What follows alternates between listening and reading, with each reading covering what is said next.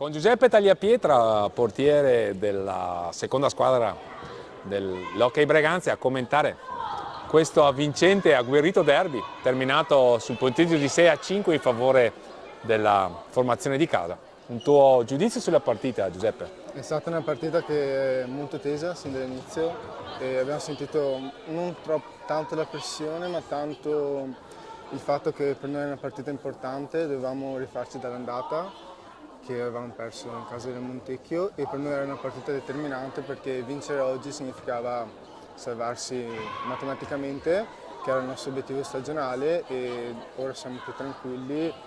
Abbiamo giocato un po' sul nervosismo in certe situazioni, abbiamo commesso degli errori difensivi che non vanno commessi in Serie 2, però ormai sai, la scusa che siamo giovani non ha più senso perché dobbiamo riuscire a cambiare marcia e a dimostrare quelli che siamo, come ha detto Gabriele prima della partita.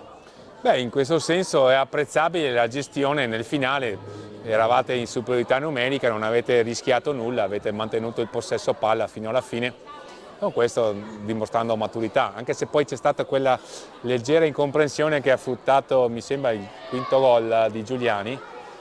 Mi vuoi ricordare quell'azione? Sì, è stata un'azione un po' Confusa, difficile, ovviamente. confusa, esattamente. Noi in settimana prepariamo ovviamente queste situazioni perché possono capitare sempre e fanno parte un po' del nostro gioco, quelle di rimanere un po' lì e soffrire, tra virgolette, nei finali di partita.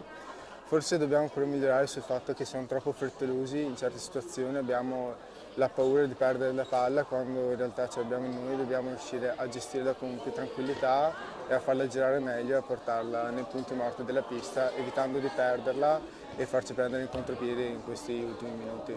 Prossima partita, il derby mi sembra in quel di Bassano. Sì, abbiamo il ritorno al Roller Bassano, comunque una squadra veramente molto tosta, costruita appunto con giocatori di un certo valore. All'andata abbiamo vinto, siamo riusciti a vincerla di un gol qua, 3-2 in casa. E è stato sicuramente uno spettacolo e credo sarà uno spettacolo anche a Roller Bassano come lo è stata anche nelle partite di Coppa Italia, perché siamo due squadre che comunque danno tutto fino alla fine e ormai siamo tutte e due salve, non abbiamo nulla da perdere, quindi giocheremo per divertirci, credo. Una partita per confermare i vostri progressi. Grazie Giuseppe, buona serata e complimenti. Grazie a te.